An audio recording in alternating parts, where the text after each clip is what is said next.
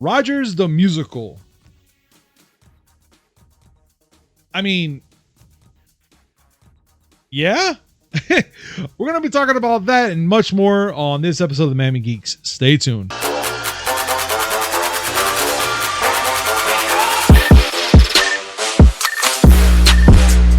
Yo, yo, yo! What's up, everybody? Welcome to a brand new episode of the Miami Geeks Weekly Updates, brought to you by DigitalCrackNetwork.com. I'm your host, Punisher305, and with me, as always, old school gaming specialist, Uncle Willy. I don't know about you, but it's the Monday after SuperCon, and my body hasn't fallen apart, so I'm considering that a win. It is. It's an actual win. And for anybody that doesn't know or, follow us anyways, we were in SuperCon this weekend, and we had a grand time. We did a little recording, which you pretty much see right here. And we went around. We saw some good vendors, some cool cosplayers, and we got recognized, which was even better. It was awesome. And I got to say thank you. Oh, you got games, of course.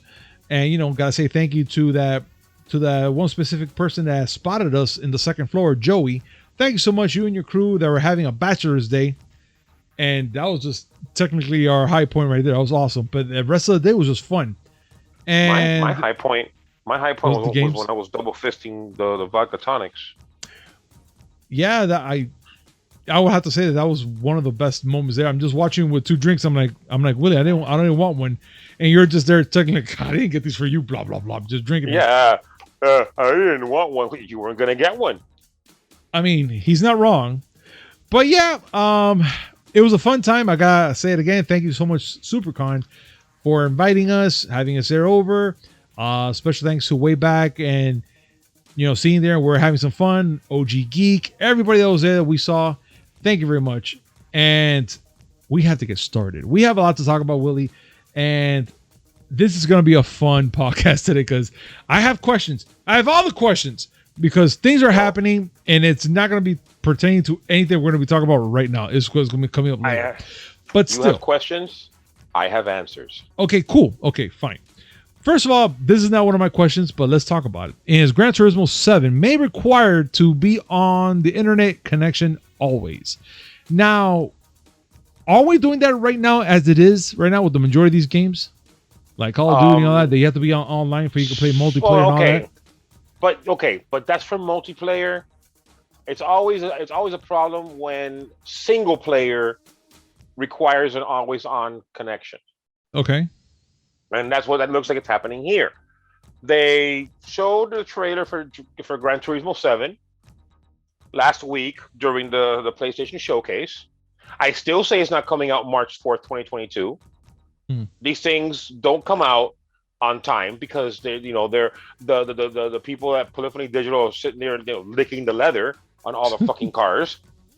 But okay, fine. But Eagle-eyed fans saw a post that PlayStation blog put, and they saw a little fine print said that the GT campaign mode, which is single player, will require an internet connection to play. I don't know how you feel about these things, but personally, if it's a single player game, why are you going to make me connect to the internet? I don't care. The only thing I could think about if they're giving you updates or stuff for like certain cars, or I don't know, maybe you're going to be on a leadership board. I don't know. Okay, the campaign mode is traditionally single player, meaning that it's just you. There is no leaderboard there. If you're talking about online ranked, I get it. But this is just single player. Okay. Personally, I don't care. All my consoles are constantly connected. And so whatever, you want to connect, you want to force me to connect to the internet, I already am. But because I have Comcast, and Comcast is the internet service favored in hell, I may lose my internet connection, and now I can't drive the fast cars because Sony says I can't because I don't have internet. Okay, that when you put it that way, it does suck. I totally get it, man. I know. I think ultimately this is just DRM. This is some form of copy protection. Them basically saying, we don't want you to mod your consoles, and we're going to be looking. I mean, it does sound right, but you know what, Willie? Let's let the fans decide. Guys, what do you think about what Willie is bringing up here? Do you think that it's a fair thing for a single player game to be online all the time, and it's technically just to keep an eye on you to see if you're not doing nothing suspicious on your console or trying to rip off those games? I mean, I don't know. Please comment down below. We would love to hear your thoughts and let's have a conversation about it. But now, this game we're going to be talking about came out recently, and me and Willie come to find out about it last week. And it's a new Rocky game that's basically a visual novel with arcade boxing action. So, Big Rebel Boxing Creed Championship was released earlier this month, and it's ready to rumble. That's what it is. It's ready to rumble. That's how we talked about it. It looks like ready to rumble, the style and everything. But what seems to be the big issue, Willie, now with this game, because being it's been released already in a little less than a month. What's the big hype? What's the big deal? I mean, there's no hype. I mean, yes, we compared it to the old Dreamcast and whatever arcade boxing series, Ready to Rumble, because it has that vibe. But it has, boxers in the Rocky universe. So yes, you have Apollo Creed, and you have his son, and you have Drago, and you have his son, and you have Clubber Lang. Just like if it were the original, like it was the PS2 Rocky game. Yeah. But just arcade style. But there's a story mode, and the story mode is presented as a visual novel. I see. It's okay. I get it. I mean, fine. I'm surprised at how little fanfare this got, considering that we have a dearth of boxing games. Like, I have not heard of a boxing game on the consoles. When was the last time you saw a boxing game? Like what? Fight Night on the PS3. Yeah, that's as far as boxing we can go out. That's all I can remember. And yeah, it has to be Fight Night, because that's when they brought in Mike Tyson, Muhammad Ali, and all that stuff. And that's the only time I really remember that. Fight Night Round 4 famously had Muhammad Ali fighting Mike Tyson on the cover. Yeah. But that's the only time I heard about it. I mean, this has a niche. Games like this have a niche. Like, there's certain niches that aren't being serviced by publishers. Like, I think that you'll agree that we need another Def Jam game. I agree. Totally agree with you. I will look one. Although, at least let's be honest. At least to go back to the first two. Not what was the last one they made that came out for the PS3? Icon. I didn't really dig it. I didn't really dig it. But Fight for New York and what was the other one? I have the other V for Vendetta. Def Jam Vendetta. Def Jam Vendetta, not V for Vendetta, for crying out loud. Oops. Yeah, Def Jam Vendetta and Def Jam Fight for New York were good games. And indeed. Yeah, I'd like to see more of that with an updated roster. I would. Yeah, I'm down with that. Tell me you wouldn't want to go and have Jay-Z lace up and then throw a couple blows at Machine Gun Kelly. Oh, dude, what? Or have Eminem do that. I would like to see an Eminem and Machine Gun Kelly. I would like to see Jay-Z go up against Machine Gun Kelly. I'd like to see Eminem totally obliterate Machine Gun Kelly. Mm-hmm. And I'd like to see Busta Rhymes get up and absolutely pummel Machine Gun Kelly. I got a feeling that you don't like Machine Gun Kelly. What I'm trying to say is I want someone to punch Machine Gun Kelly. Cool. How about we get Method Man with Redman, double team, and beat the living shit out of Machine Gun Kelly? How about we get Megan Fox to punch Machine Gun Kelly? That's fine. I'm okay with that too. They're going out, so domestic violence. Hey. Okay. Don't celebrate that, folks. Domestic violence is bad. No, it's a bad thing, guys. But still, I think that this game it looks pretty cool. It looks pretty nice. I want to see a little bit more of it. Hopefully, we can have some live players out there that'll put up on the stream so we can check it out a little more. But it looks like a fun game overall, to be honest. The arcade action, yes. Yeah.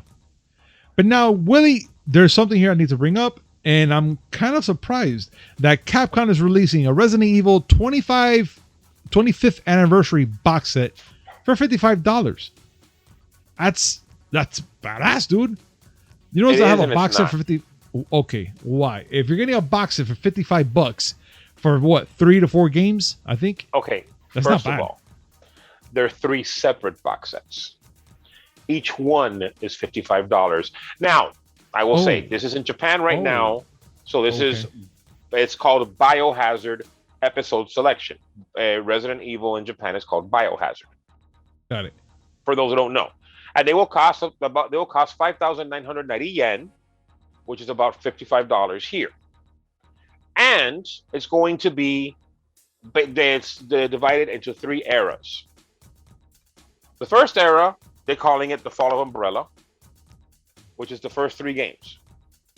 They're going to remaster Resident Evil 1, and they're going to have the prequel Resident Evil 0, and have the remasters of 2 and 3, which have already come out. Okay. And it looks like it's going to come out. Okay, sorry, go ahead. The second volume is called Threat of Bioterrorism. Okay. And it's essentially 4, 5, and 6. And then you have the third one, which is the more contemporary one, which is the episode of Ethan Winters, which is going to have 7 and Village, which is 8. And the third one will include a product code for RE-Verse, which is the multiplayer game that's going to come out next year. Okay. I have 2 problems with this. Go. Number 1, we only got word that it's going to come out in Japan. Yeah. They have not told us anything about a US date. Number 2, and I'm probably the only person that's going to bitch about this in the entire planet, so let me just whinge for a little bit. My favorite Resident Evil game is Code Veronica. And they never made it. Code Veronica is not represented here. I figured. Okay, you're remastering every single fucking thing. Why is Code Veronica not getting love? Yes, it was a campy as fuck game, but so was the original. You're not wrong. You're not. I'm just saying. I don't know. I don't know. All I can tell you right now, Willie, at least, that it's going to be released in Japan, like how you mentioned, but it's going to be coming out in November 25th, 2021. So what are the odds that they'll have it out there and we can pre-order and have it shipped to us? Oh, no. I can get it. We can get it. We can order it from online and it'll get sent to us. Got it. But I would like to have the North American version. Number 1, because I collect North American games. I don't collect Japanese games yet. Got it. Mm-hmm. And number 2, I would like to understand what the fuck you're talking about. Yeah, you don't want to sit there and be like, oh, yeah, I got it. No, I don't. No, I just see, because you're seeing zombies chew on people, but you don't get context. The context is important, people. Like, you need the motivations of the zombies. Why are they noshing on people?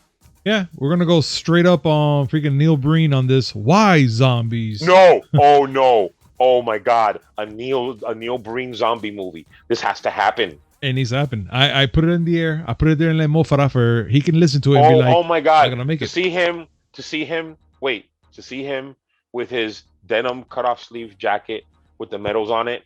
Yes. And then he gets 17 laptops. And he's pretty much trying to put the anthrax in the water. 3 satellite dishes, and the same bullshit game gun, the little game, the little toy gun. And it's always that one shot. Pah! That's it. That's right here. We have to have the classic Neil Breen lines like, "Where are the zombies? How do we kill them?" That's exactly how he sounds like, ladies and gentlemen. If you have not experienced Neil Breen, you have to find a way to experience Neil Breen. We need to see if he's making anything new lately, because it's a must. He's not.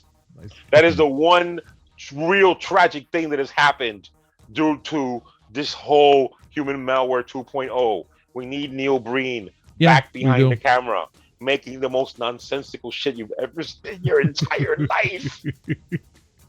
No, let's talk about more nonsensical shit. Let's talk about that. 5. Let's do that. Which GTA 5, do y'all know it's gonna come out new to the PS5 and Xbox Series S and X, but the trailer's getting a lot of massive bullshit on it. Like all the massive shit.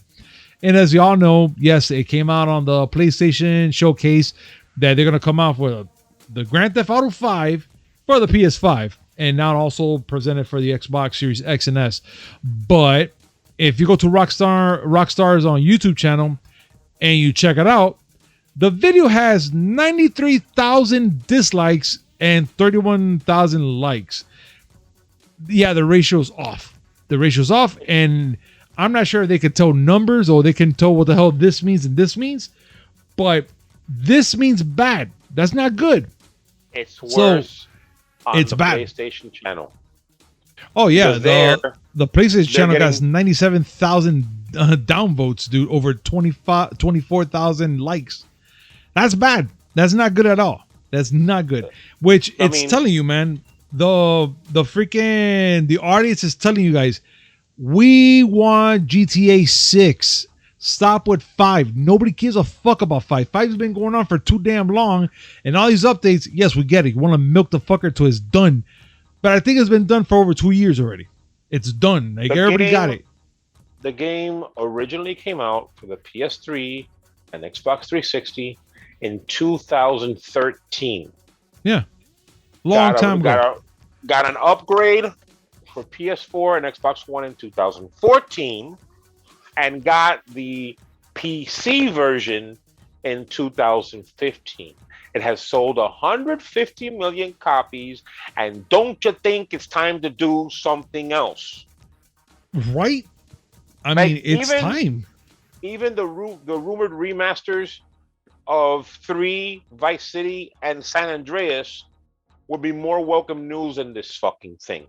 I'm looking at the GameSpot. I'm looking at the GameSpot article right now, and right at the bottom, it's telling you that you can buy Grand Theft Auto 5 for $9.93 out at Walmart. Okay, if you can buy this thing for the PS4 and the PS5 is backwards compatible and the PS4 version will play on the PS5, what the fuck can they give you on the PS5 that will make another purchase worth it? And oh, by the way, you're gonna have to buy it. Why? Because Rockstar, because 2K Games. I gotta do it's damn possible. Goddamn thing. Oh, man, it's entirely possible that you'll get an update that will give you Grand Theft Auto Online for free, but you gotta buy the game again. That's okay. I don't need it. I never really wanted it. Listen, GTA 5 is a great game, but I put it in the same fucking. I will now forever put it in the same boat as Skyrim. They are the cockroaches of the video game world. Even Pac-Man knew when to pack it the fuck in. Yeah. I wouldn't buy it. Yeah, Pac-Man. I packed it in. Oh no. These are the jokes, ladies and gentlemen. We all got it. These are the jokes. I appreciate the humor. We all got it. We all had a good chuckle. But we gotta move on. Yes, we do. Look, man. Classic LittleBigPlanet servers shutting down permanently following hacks. Willy, I mean, I haven't played a LittleBigPlanet game since fucking, I think, in PlayStation 3. I haven't touched one. And it looks like they're shutting down the servers. What's going on here? And what's going on with this whole situation with hacks? Are they hacking LittleBigPlanet now? What the fuck? They've been. It's been going on for a while. Where they've been hacking the servers. And one of the things that LittleBigPlanet had was that people can make their own levels and share them, like, you know, with the community. Okay. Well, apart from all the hacking going on with the servers, there's been a lot of questionable material being put in community levels and then being published. Sony was fighting with, it was dealing with it, whatever, and they shut the servers down for all games, meaning PS3, Vita, and PS4, back in May. Mm-hmm. Well, the PS4 servers are back online. They updated things, and PS4 is ready to go, but the original trilogy on PlayStation 3 and the Vita game are still shut down permanently. That sucks, It does. because Shit. this game was the series was really good for consumer content, but as usual, if you let the general public make levels, there's going to be a lot of levels where there's some bullshit in there. Some inappropriate stuff. Yeah, I remember that. So R.I.P. Little Big Planet on PS3. I'm sure it's not going to be the last thing to be canceled this year. Not for PS3 anyway. No, at least, right? That's you know what? Say whatever you want about the PS3. That was a good console. It was. It wasn't a bad console. I mean, I'm glad that I still own one. So I'm not saying it just because I have all the games that I do for the console. There's a lot of really good games on there. Mm-hmm. And that thing had a long lifespan, like 10, 12 years. Yeah. 7th generation was odd. Was it? But well, all things come to an end. It was odd because it lasted so long. Yeah. Most console generations only last 5 or 6 years, and the PS3 and the Xbox and the Xbox 360 lasted double that. All right. Well, that's fine and all that. I just pray that I don't know. I don't even know what to pray anymore for Little Big Planet. I mean, I just could wish it the best and see what happens afterwards, but it doesn't look any good. But I do want to bring up something, Willie, and it's Dead Space. Being that we already saw the whole showcase as well with Dead Space, and a lot of people are not even amused because it was just, it was a very flat, not really showing you anything. Just a couple of this is what it looks like, kind of rough already, all rough around the edges. No, nothing technically, just nothing. But Dead Space is keeping all their information now in the wraps. They're not gonna let go any more information until 2022. Do you think that's a smart move, Willie, for them to do? I mean, 2022 is just around the corner anyways, but you think from here to 2022, is that a smart move for them for not to bring up any more information? Besides they already shared all the information they did on that presentation. I think that's the only thing to do, because I think that the whole preview that they gave was very ill-conceived. Like, okay, last week, the PlayStation Showcase. All they showed was a CG rendered little trailer for Insomniac and Sony's Wolverine. Yeah. They showed nothing on that little rendered trailer. And that got me more amped up than everything that EA showed for Dead Space. Dude, you and every other they literally showed nothing. And I'm not saying anything bad about the developers. They were told, listen, we're going to make this showcase and run what you brung. But there was nothing there. I think that was more damaging than if they just would have said, we'll show you stuff when it's ready. Yeah. It's right. I think it's fine. And you're right. You're absolutely right about that. Do the right thing, which is just put your heads down and look forward and just crank this shit out. Once it's at a position where you can show us more, let us see it. Show it to us when it has its best gloss on. I agree. When it's its shiniest. When it's its shiniest, there's no glitch or nothing. Just don't show it to us. Don't show it to us when you're just sitting there and like, well, we found a computer and we punched some buttons and this came out. Don't do that. I pressed Control Delete and this would just happen. Yeah. Wait till it's more together, and then show it to us. All right. Well, being that we're already past that whole thing with Dead Space, let's talk about Shang-Chi. And Shang-Chi's box office legs break post-pandemic trends. So Shang-Chi, The Legend of the Ten Rings, debuted an impressive post-pandemic box office haul. So they did really well when it first came out and whatnot and so forth. But it looks like it's kind of like dying down now from what it looks like, Willie. Let's talk a little bit more about that. Yeah, it's died down, but not the way that pandemic movies have been dying down. That is true. It's like it still has momentum. It's slowing down, but not to a point where it's like, oh, they made 50 million this box office, and now they made 10. No, no, they're still making some fucking numbers. I shall Let's keep that explain. honest. Please I go shall ahead. explain. A big indicator of how a movie's going to do in this time of Human Malware 2.0 has been the second week drop off. Meaning, a movie debuts and people have been anticipating the movie. It comes out, a lot of people go. But how many people go the second week, the weekend after opening? Yeah. It's been a disaster for most movies during this time, most notable being F9 and Black Widow, which both opened pretty big and then had over 60% drops the following week, which, if this were normal times, that would be catastrophic. We'll just put it that way. If your movie has a 60% plus drop its second week, that means it's not really retaining people's interest. The word of mouth is not getting to the ones that didn't go the first week, and so your movie is dying. True. Free Guy actually had a very good hold this second week. It only dropped 34.8%. Okay. But it was a movie that didn't make that much its first week.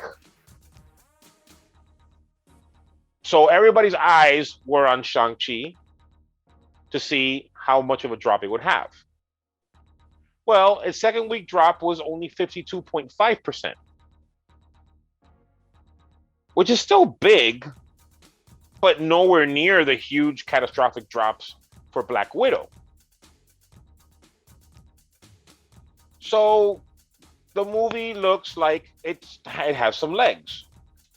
And it could be because there are people that want to go see it again. And there are people that didn't go the first week just to see, because they weren't sure. Shang-Chi is a new character. They weren't sure how this was going to play out. But they heard enough people saying, oh, you got to go see this movie. And they went. Yeah. It still may not get a release in China because of what we talked about last week. That's true. That's another big thing. And so its earnings may be capped up to a certain point. But it's not bad. As a matter of fact, it's done so well, considering that Marvel's has kind of changed its strategy. Want to bring that one up? It's true. You know what? Yeah, it is true, Willie. And let's bring it up right now. So Disney's remaining 2021 movies state will be exclusively only in theaters. So because of the whole, like how well Shang-Chi is done, and I think which other movie came out? Well, no, I was gonna say Black Widow, but I think even Black Widow with a little bit that's been in theaters, then Shang-Chi, they've been doing pretty well. So they're just saying fuck it. From the remainder of this year, all their movies are gonna be in theaters. Now, Willie, being that we're in this whole Human Malware 2.0 thing going on, and they're seeing the numbers, it's clear there. It's clear. Like right now, Shang-Chi, even in the second week, it's doing pretty well still. I think, personally, to me, that's actually a smart move for Disney to do something like this. Well, they're basically banking that they can maintain that level of momentum because their main mentality is, okay, judging by this, we can get asses in seats.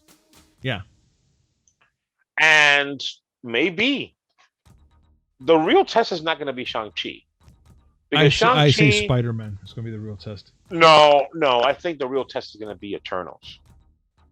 Oof, that one, I still say, I don't know, man. That movie still... That's the most nebulous one, exactly. There are a lot of people that think like you do, that it's like, this might be too high concept for us. We like a big superhero punch, bang, bang. Yeah, indeed. Even though this movie is supposed to be one, but I don't get it. Even though the second trailer was a lot stronger than the first one. Yeah. People are probably still going to be like, I don't know about this one. And so Disney is basically betting on that they can get people interested in a movie like The Eternals, even though it might be like so divisive. I think they're probably going to go for the word of mouth spread on this one because they're not saying too much of the movie. And especially the second trailer, it did came out a little more stronger, but not to a point where you have to go see it. But I'm pretty sure that amongst our friends, family, co-workers, people that we know online and whatnot, we're going to be hearing that movie's freaking amazing for some reason. And then it's going to make us go check it out. We're going to be like, fuck, man, these people are saying it, but the trailer says otherwise. You know what? Let's go with our gut instinct with our friends, co-workers, whatever it is, because we trust them. And let's go check that movie out. And then surely there, and then they're going to be like, it's just going to be that. It's just going to be a word of mouth. I have a feeling that's what they're going out with the Eternals. I have a weird feeling about that. And watch the Eternals be a fucking amazing movie. I'm still. This is not. I don't know. This is not with Marvel movies. This is their entire slate. Mm-hmm. So the French Dispatch, Encanto, West Side Story, and The Kingsman. Yeah. They're all going to be theaters only. And back to what you said, Far From Home is a Sony movie, and Sony movies are going straight to theaters anyway. Yeah. So that's not Disney's bet. That's Sony's bet. No, it's true. But I think but with Spider-Man, though, being he's a known character, everybody's been waiting to see this movie. Plus, it has, some hidden things with the whole Sinister Six thing going on. I have a weird feeling that movie's going to do amazing December. I think that movie's gonna do great. It's gonna do that first week trailer. 1, week 2 is gonna be fucking phenomenal. Let's put it that way. That first trailer almost broke the internet. I'm telling you. I don't want to see another trailer. I'm happy with what I saw. I'm waiting for December. That's it. No, I'm gonna see it regardless.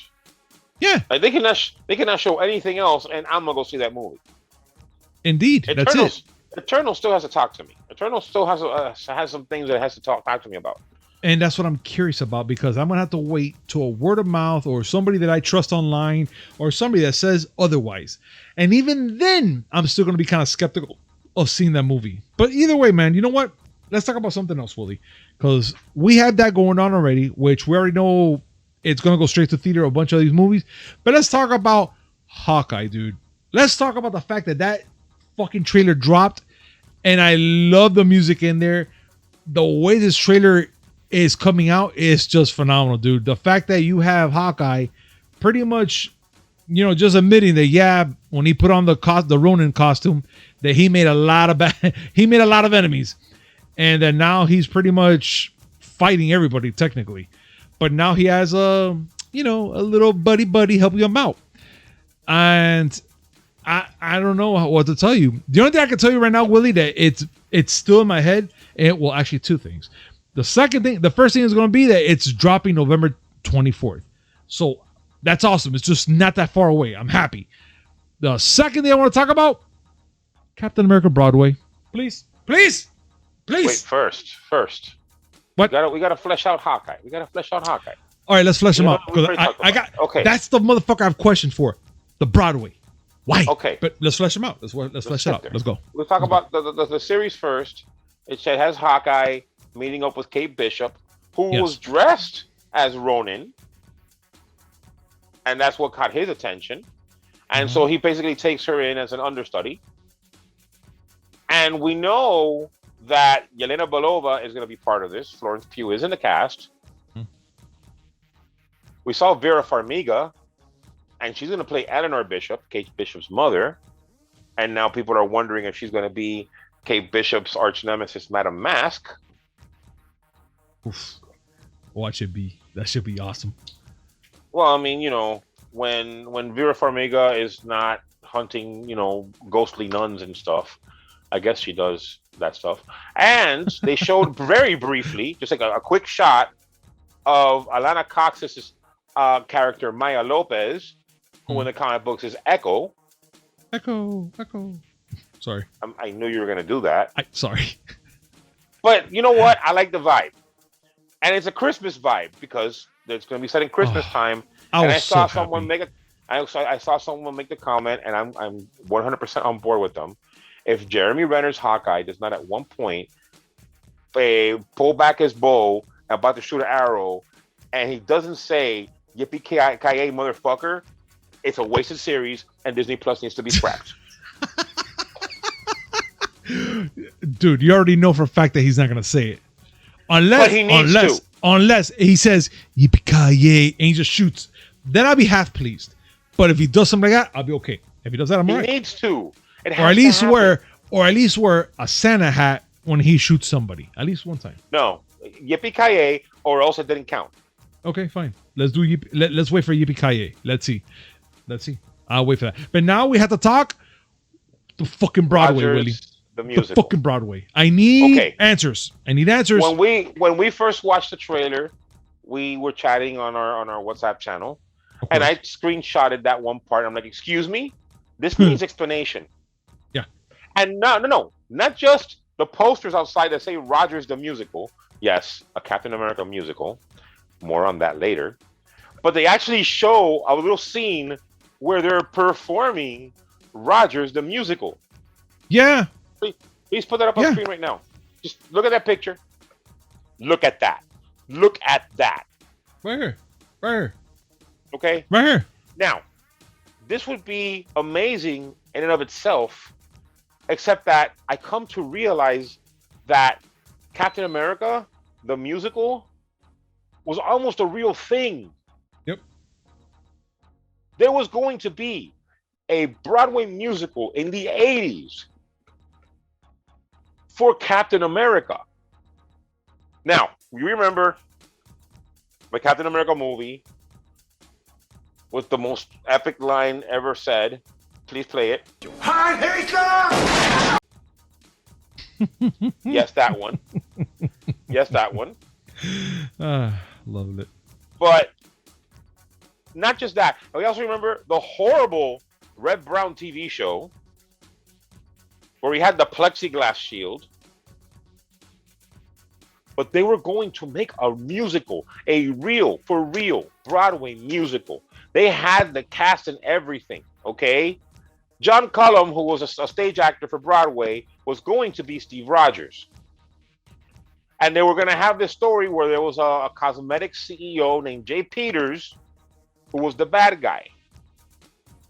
And the person cast to play Jay Peters was none other than Sheriff Bart himself, Cleavon Little. And I want to be in the alternate universe where this was a thing.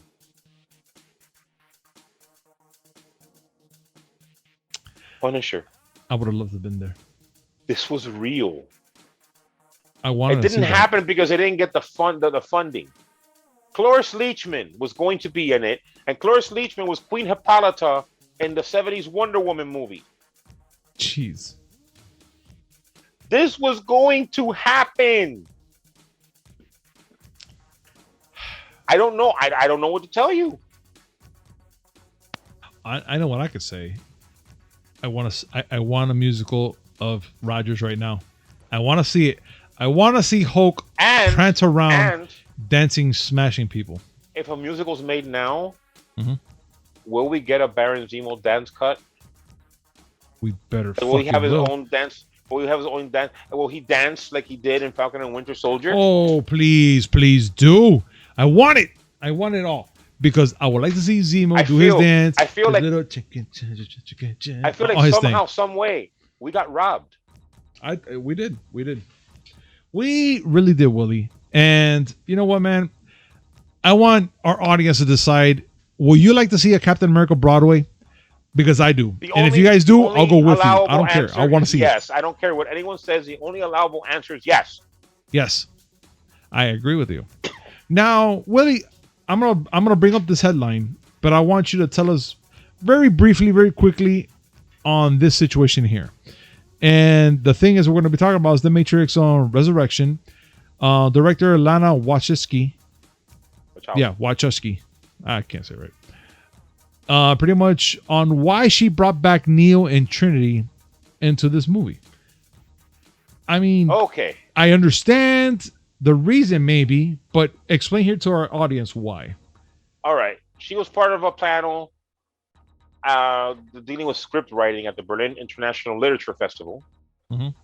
And she talked about dealing with deep grief, and how that led to her saying, "Yeah, let's bring Neo and Trinity back." This is a direct quote. "My dad died, then this friend died, then my mom died. I didn't And the really plot know how to thickens. process that kind of grief. I hadn't experienced it that closely. You know, their lives are going to end, and yet it was still really hard. My brain has always reached into my imagination, and one night I was crying and I couldn't sleep, and my brain exploded this whole story. And I couldn't have my mom and dad, yet suddenly I had Neo and Trinity, arguably the two most important characters in my life. It was immediately comforting to have these two characters alive again, and it's super simple. You can look at it and say, okay, these two people die, and okay, bring these two people back to life, and oh, doesn't that feel good? Yeah, it did. It does. It's simple, and this is what art does, and that's what stories do. They comfort us. It's not wrong. So essentially, Matrix Resurrections came to being because she was processing her grief and decided this is the way she wanted to go. Okay. So we're just gonna experience her emotions in this movie, technically. I don't know. I mean, at the end of the day, listen, it happened. It's gonna happen. I have to deal with it. Maybe it'll be great. Maybe it won't. Either way, we're gonna have to deal with it. Yeah. You know what? Let's end this shit on a good note. And we get our first look at the Peacemaker TV series for HBO. And I'm done. I'm done. Look, first of all, we didn't get a chance to see John Cena in SuperCon because he was coming on Sunday. And we all know that Sunday we have to adult sometimes. But our friends from way back got to meet him. And he's a very charming fellow. Amazing, good person. You know how he is. And I'm kind of jealous of the fact that they got to see him. I would have been asking all the questions about the Peacemaker, first of all. And I don't know, Willie, I already have the image up here showing up for everybody. How do you feel about the Peacemaker? I mean, you just finally got to see the Suicide Squad. I finally saw the Suicide Squad. I don't know what stopped me from watching it all this time, considering I wanted to see it so badly. But I did get to see it, and it's amazing. It's not life-changing or anything like that, but holy shit, was it a fun movie. It's entertaining as fuck. That's what. And one of the reasons why it was fun was because of him. Yes. Or I should say his character.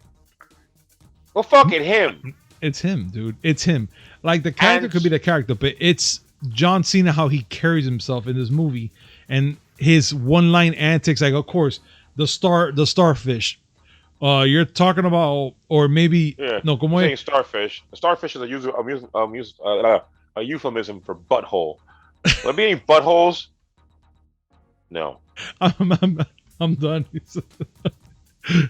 I mean, look, the movie is childish as fuck. Yes. And I absolutely love it. And they teased it in the movie that there was going to be more of Peacemaker. And it's interesting only because, not just because he's a childish character. He's a childish character, but at one point, his character gets surreal. Oh, yeah. Super duper surreal. Oh, yeah. Which I didn't see it coming. I'm not going to lie. I didn't see it coming. You know what? I didn't see it coming, but when it happened, I'm like, it makes sense. All right, that makes sense. That makes sense. Yeah. So to see more of him, yes, please. Yes. Totally agree, man. I don't know what they're going to do, but whatever it is they're going to do, please do it. Please do it now. Absolutely. And you know what, Willie? With that being said, what? Oh no. No. I need to throw one more thing at you. Oh, okay, go. And I need to do this. We used to do this before a lot, and we got away from it. But I have to do this because this lends more credence to what I've been saying. That motherfuckers don't want to make original shit no more. Go ahead, torture me. Keegan-Michael Key. Okay. Funny guy. And he got a role in an upcoming movie. Oh, okay. What movie? A prequel, because of course it's a prequel, to Charlie and the Chocolate Factory. Are you fucking kidding me? Timothée Chalamet is going to be young Wonka, and Keegan-Michael Key fits somewhere in there.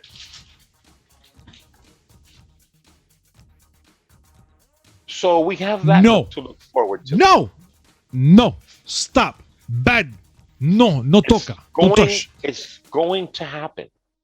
Why? We don't want it, but somebody in Hollywood thinks we do. Who the fuck told that person we wanted it? I mean, I didn't even put 2 cents. I was already done with the Johnny Depp one. I was like, yeah, this is done. I don't want it. So wait, is it taking part out of Johnny Depp or the freaking one with this guy? Charlie and the Chocolate Factory. So Johnny Depp. Yeah, I choked. Yeah, no. Listen, I get it. These are names that people understand. These are that people recognize. And so they're going to go and make more shit until people stop buying tickets for it. You know, I was once happy. Fuck off. I was once happy until that shit just came out of nowhere. Look, thank you, Willy. I'm still upset that there's still a search going on for the next James Bond. And the answer hasn't immediately been, what's Idris Elba doing? I agree. I want Idris Elba in there. That'd be awesome. Idris Elba should be James Bond. Fight me. Yeah. All that, when you guys are, penting up right now to tell Willy off, comment down below. Do it. I would love to see your thoughts about this one. But now we're going to end this shit because thanks to Willy, now I'm bitter. Listen, so if I don't horrify you every podcast, then I have not done my job. I think you've done plenty, Willy. Thank you very much. So yes, this segment is brought to you by D2D. Use promo code MIAGeeks10 to save 10% on your next purchase order. That's MIAGEEKS10 on Cap's description down below. Copy the promo code, click on the link, paste on the shopping cart, and that's 10% save there, guys. Also, for all our friends at Decora Lights, which has some cool LEDs, and they're coming up with some killer ones for the holidays already. Like, really nice ones, which I was like, damn, they're coming up really good with the holiday ones. So make sure to give them a follow. Everything's in the description down below. Click on the link, check them out, let them know that the Miami Geeks sent you. And yes, like, comment, subscribe, hit that notification button just to know when it comes up amazing news, which is 3 times a week. Mondays, Wednesday, and Friday, and a little something in between. All right, ladies and gentlemen, we'll see you on Wednesday. Peace. Ah.